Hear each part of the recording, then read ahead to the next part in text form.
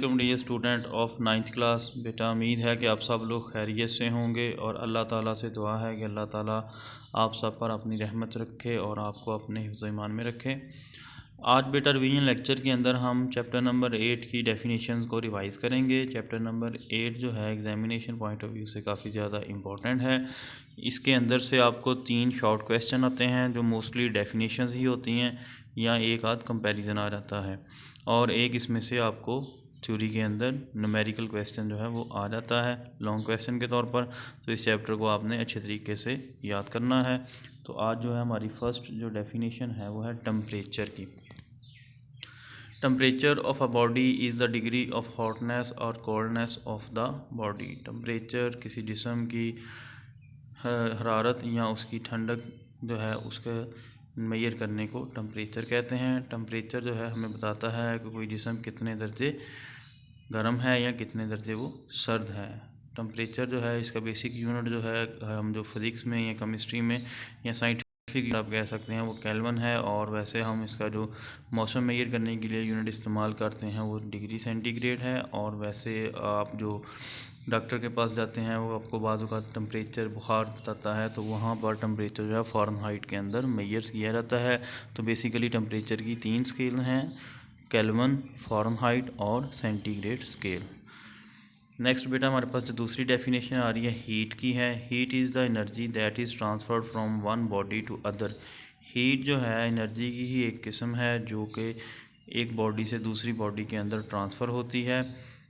Other in thermal contact with each other as the result of difference of temperature between them, जो कि thermal contact में हो एक दूसरे के साथ और जिनमें टेम्परेचर डिफरेंस हो। यानी कि हीट एनर्जी है जो ट्रांसफ़र होती है एक ऑब्जेक्ट से दूसरे ऑब्जेक्ट में जो एक दूसरे के साथ थर्मली कॉन्टैक्ट में हो और उनके दरमियान टेम्परेचर डिफरेंस हो। तो हीट जो है वो गर्म जिस्म से, हॉट जिस्म से कोल्ड जिस्म की तरफ जो है वो ट्रांसफ़र होती है। थर्मली कॉन्टैक्ट का मतलब ये है कि ऐसा कॉन्टैक्ट जिसके अंदर ऑब्जेक्ट्स जो हैं वो एक दूसरे के साथ अपनी हीट जो है ट्रांसफ़र कर सकें। थर्मल का लफ्ज़ ही हीट के लिए हम यूज़ करते हैं। तो थर्मल कंटैक्ट आपका कि जैसे दो ऑब्जेक्ट्स को साथ जोड़ दें ताकि एक ही हीट दूसरे में ट्रांसफ़र हो सके। तो हीट तब तक बेटा ट्रांसफ़र होती रहती है जब तक ऑब्जेक्ट्स जो हैं उनके दरमियान टेम्परेचर जो है सेम ना हो जाए, थर्मल इक्विलिब्रियम इस्टेब्लिश ना हो जाए, तब तक जो है एक से दूसरी की तरफ जो है हीट एक ऑब्जेक्ट से दूसरे ऑब्जेक्ट की तरफ ट्रांसफ़र होती रहती है। तो हीट जो है इसका यूनिट जो है एनर्जी है, एनर्जी का यूनिट जो आपको पता है जॉल लेते हैं, तो हीट का यूनिट भी जॉल ही है। नेक्स्ट बेटा जो हमारे पास डेफिनेशन आ रही है इंटरनल एनर्जी की। इंटरनल एनर्जी की डेफिनेशन काफ़ी दफ़ा पेपर में आ चुकी है, बड़ी सिंपल सी और आसान सी है और इसको आपने अच्छे तरीके से याद करना है। The sum of kinetic energy and potential energy associated with the atoms, molecules and particles of a body is called its internal energy. किसी जिस्म के साथ उसके मॉलिक्यूल, एटम या उसके ज़र्रात के साथ काइनेटिक एनर्जी और जो पोटेंशियल एनर्जी एसोसिएटेड होती है उस सब एनर्जी का सम जो है इंटरनल एनर्जी कहलाता है। यानी एक ऑब्जेक्ट के अंदर जो काइनेटिक एनर्जी पाई जा रही है या पोटेंशियल एनर्जी पाई, किसी भी किस्म की एनर्जी उनका सम जो है वो किसके इक्वल होगा, उस बॉडी की इंटरनल एनर्जी के इक्वल। तो इसमें जो है बेटा इस चीज़ को ध्यान में रखना है, sum of kinetic and potential energy associated with atoms, molecules and particle of a body. एक बॉडी के अंदर अगर वो एटम से सिर्फ मिलकर बनी है तो उसके एटम्स या मॉलिक्यूल्स या फिर और पार्टिकल्स जिनसे किसी बॉडी का वजूद है उनके साथ जो काइनेटिक एनर्जी या फिर पोटेंशियल एनर्जी रिलेटेड है उसके सम को हम जो है इंटरनल एनर्जी कहते हैं। नेक्स्ट बेटा हमारे पास थर्मामीटर की जो है डेफिनेशन आ रही है। जैसे कि आप सबको पता है कि थर्मामीटर जो है हम यूज़ करते हैं हीट मेजर करने के लिए, टेम्परेचर मेजर करने के लिए। कुछ थर्मामीटर जो है एटमॉस्फेरिक टेम्परेचर मेजर करने के लिए यूज़ करते हैं, कुछ जो है हम अपना बॉडी टेम्परेचर मेजर करने के लिए यूज़ करते हैं, और कुछ हम लैब के अंदर एक्सपेरिमेंट के तौर जो है उनको एक्सपेरिमेंट में टेम्परेचर मेजर करने के लिए हम यूज़ करते हैं। तो क्योंकि थर्मामीटर यूज़ ही टेम्परेचर मेजर करने के लिए होता है तो इसलिए इसकी डेफिनेशन भी यही बनेगी। A device that is use to measure the temperature of a body is called thermometer.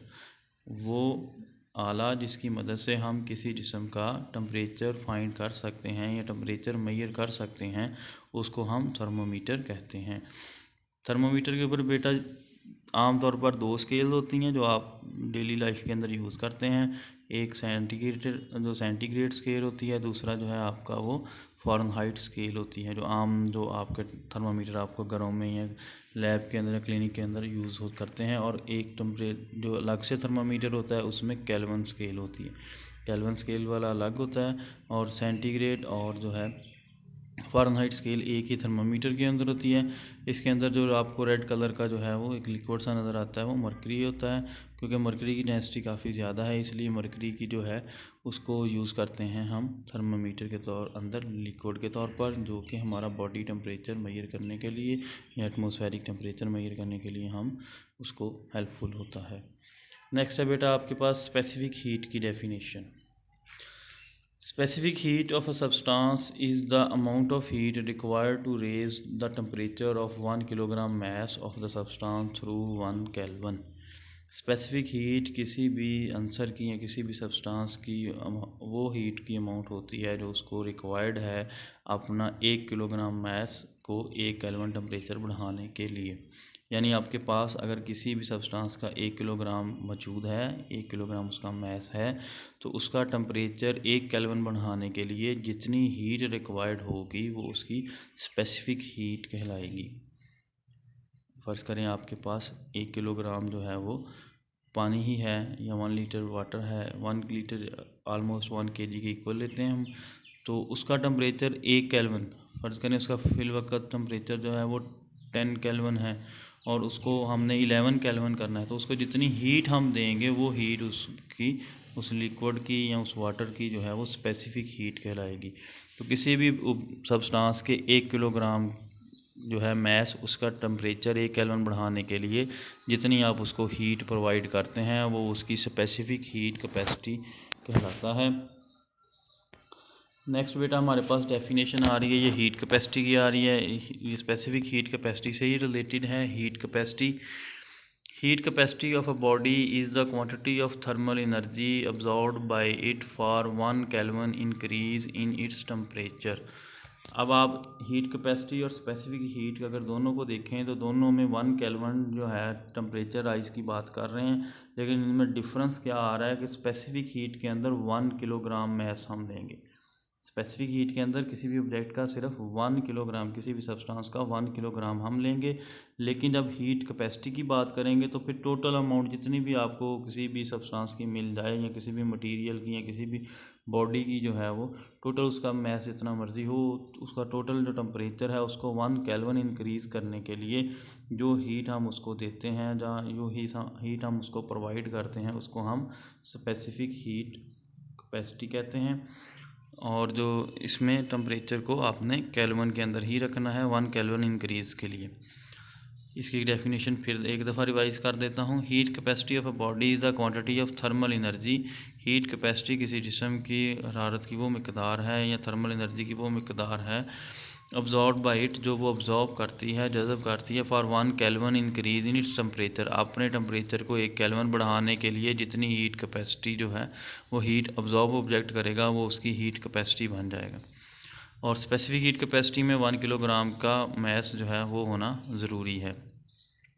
Next बेटा हमारे पास जो डेफिनेशन आ रही है ये है हीट ऑफ फ्यूजन की।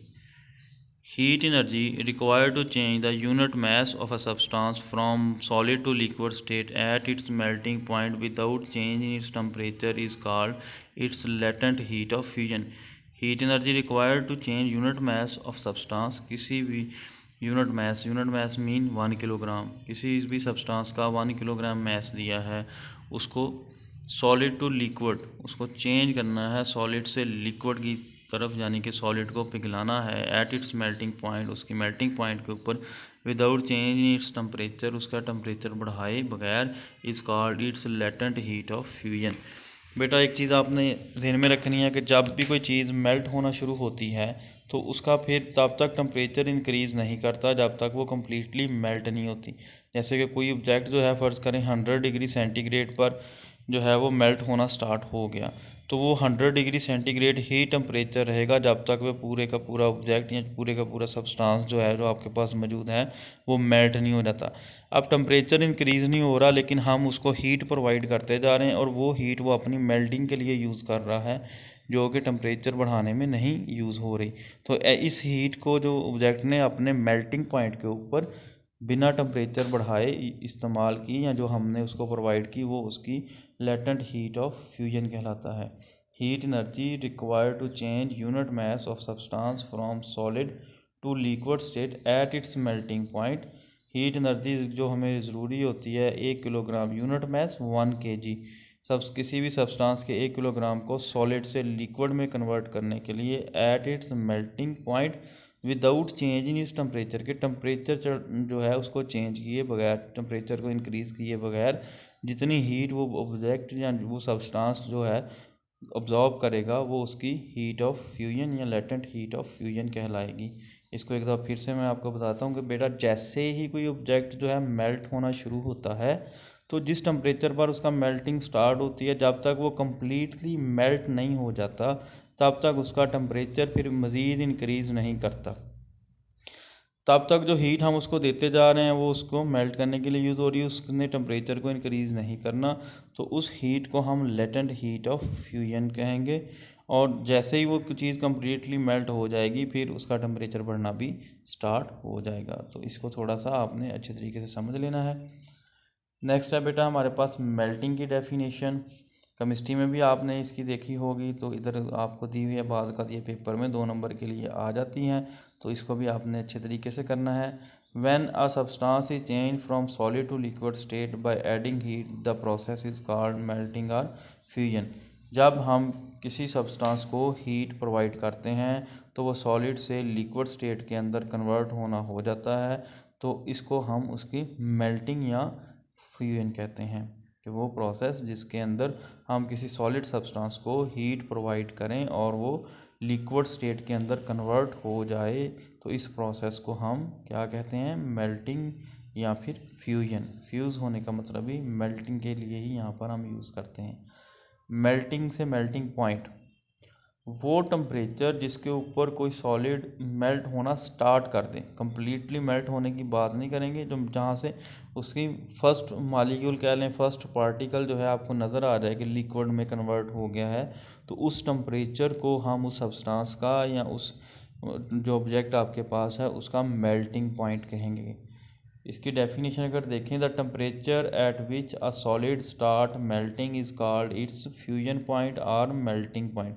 वो टेम्परेचर जिसके ऊपर एक सॉलिड जो है वो लिक्विड के अंदर कन्वर्ट होना शुरू हो जाए, जैसे कि आपको नज़र आ जाए कि अब लिक्विड बनना शुरू हो जाए, तो वो टेम्परेचर उसका मेल्टिंग पॉइंट कहलाएगा। मेल्टिंग के बाद दूसरी जो चीज़ हम देखेंगे यहाँ पर कि अब हमने सॉलिड से लिक्विड बनाया, जब दोबारा लिक्विड से सॉलिड बनाएंगे तो तब जो हमारे पास टर्म्स आती हैं, सबसे पहले है freezing. When a liquid is cooled it change into solid state, this is called freezing. जैसे कि बेटा ये तो आम सी बात है कि आप अपने फ्रीज़र में या रेफ्रिजरेटर के अंदर लिक्विड रखते हैं, पानी रख देते हैं या दूध रख देते हैं, तो क्या होता है, वो सॉलिड जो है आहिस्ता आहिस्ता लिक्विड जो आपका सॉलिड डेवलप होना शुरू हो जाता है, लिक्विड जो है वो सॉलिड के अंदर कन्वर्ट हो जाता है। जैसे पानी से आप आइस बना लेते हैं, और उसके अलावा और भी जो लिक्विड आप फ्रीज़र में या रेफ्रिजरेटर में जिसका टेम्परेचर आप कम करते हैं, तो आहिस्ता आहिस्ता वो लिक्विड से सॉलिड के अंदर कन्वर्ट होना शुरू हो जाता है। तो ये प्रोसेस जिसके अंदर एक लिक्विड को अगर ठंडा किया जाए और वो सॉलिड में कन्वर्ट हो जाए, फ्रीजिंग कहलाता है। अब जैसे हमारे पास मेल्टिंग के बाद मेल्टिंग पॉइंट हमने देखा, ऐसे ही फ्रीजिंग के बाद फ्रीजिंग पॉइंट भी हमारे पास आता है। वो टेम्परेचर जिसके ऊपर कोई लिक्विड सॉलिड में कन्वर्ट होना शुरू हो जाए, उसको हम क्या कहते हैं जी, उसका फ्रीजिंग पॉइंट। जैसे कि पानी जो है ये 0 डिग्री सेंटीग्रेड के ऊपर बर्फ़ में कन्वर्ट होना शुरू हो जाता है, तो 0 डिग्री सेंटीग्रेड जो है वो पानी का फ्रीजिंग पॉइंट है। The temperature at which a substance change from liquid to solid state is called its freezing point। तो टेम्परेचर जिस पे एक सब्सटेंस जो है वो लिक्विड से सॉलिड स्टेट में कन्वर्ट होना शुरू हो जाए, इसका फ्रीजिंग पॉइंट कहलाता है। नेक्स्ट बेटा हमारे पास जो डेफिनेशन है ये है हीट ऑफ वेपराइजेशन की। जैसे हमने हीट ऑफ फ्यूजन पढ़ी, ऐसे ही heat of vaporisation. Heat of fusion थी हमारी सॉलिड से लिक्विड में कन्वर्ट होने के लिए जितनी हीट रिक्वायर्ड है at melting point without change in temperature.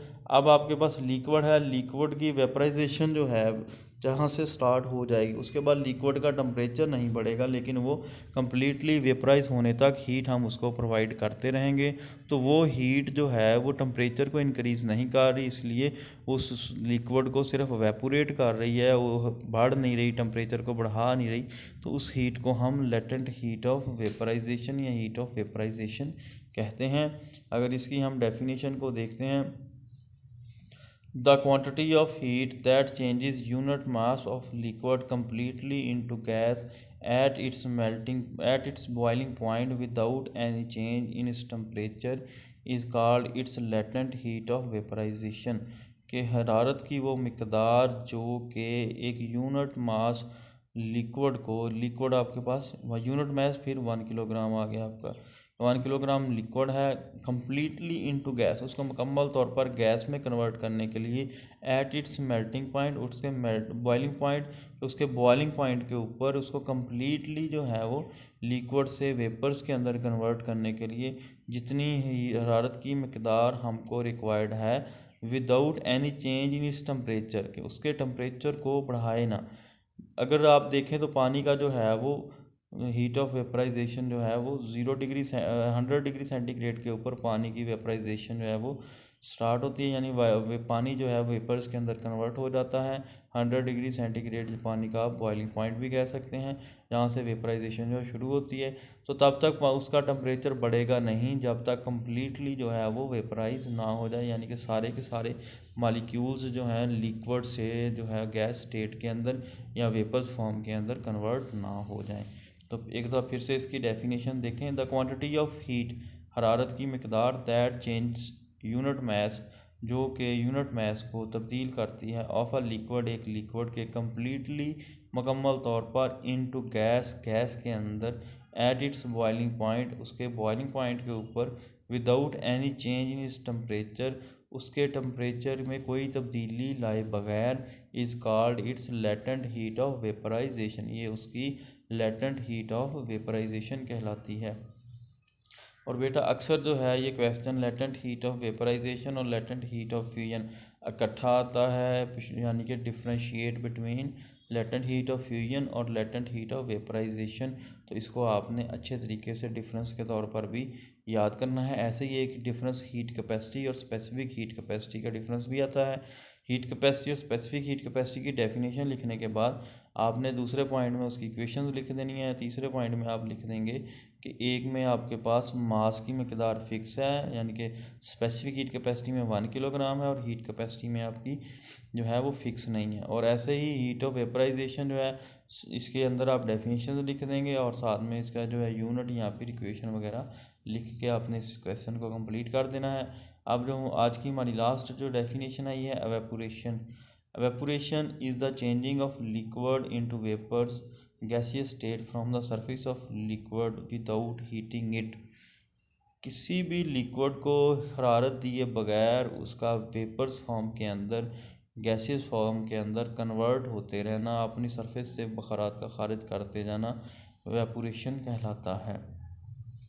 बेटा आपने देखा है कि पानी को अगर आप एक गिलास में रख दें, धूप के अंदर या वैसे कमरे में रख दें, तो पानी जो है आहिस्ता आहिस्ता आहिस्ता आहिस्ता कम होता रहता है। आप उस पानी को हीट ना भी दें तो पानी जो है वो वेपोरेट होता रहता है। पानी ऐसा लिक्विड है कुदरती तौर पर इसकी हर टेम्परेचर के ऊपर वेपोरेशन होती रहती है। आप बर्फ़ निकाल के देख लें, बर्फ़ जैसे ही आप फ्रीज़र का दरवाज़ा खोलते हैं तो उसमें से वाटर वेपर्स आपको ऊपर उठते हुए नज़र आते हैं। पानी को अगर आपने वैसे सिंपल लिक्विड फॉर्म के अंदर रखा है फिर भी पानी जो है वेपोरेट होता रहता है। आप पानी की एक बोतल बने या ग्लास बने, उसका ढक्कन आप खुला रखें, आप कुछ दिनों के बाद देखेंगे कि पानी की मकदार उसमें से कम होना शुरू हो जाती है।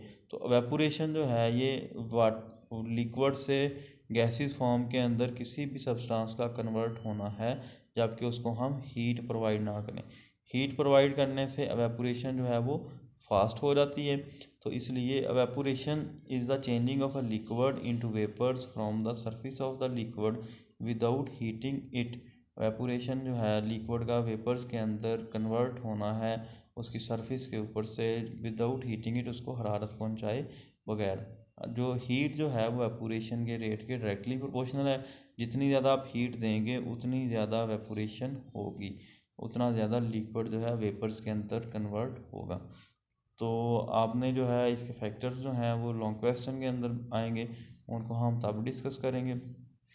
तो आज के बेटा लेक्चर के अंदर जो है हीट ऑफ वेपराइजेशन आपका जो है, इसके बाद जो है next heat of fusion, heat capacity, specific heat, internal energy, heat and temperature, इनके दरमियान भी डिफरेंस आ जाता है अक्सर टेम्परेचर और हीट के दरमियान।